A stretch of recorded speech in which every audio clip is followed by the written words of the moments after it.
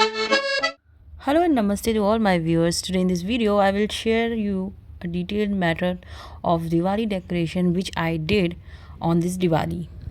So to start this decoration, we need some bricks, colors, flowers, and some decoration pieces. So first of all, what you have to do, you have to color these bricks in brown color, and whatever design you like, you can make on the edge of the brick.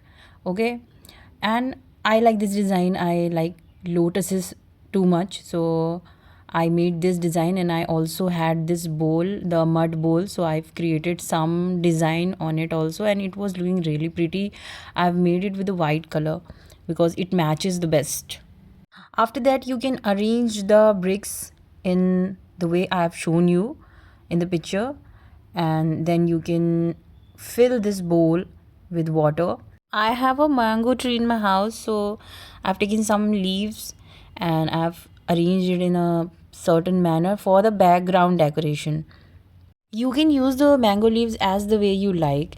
I have also used these pistachio shells to make decorative diyas.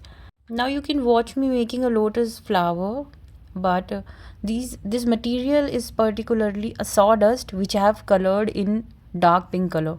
And now you can see how beautiful it looks. It looks perfect.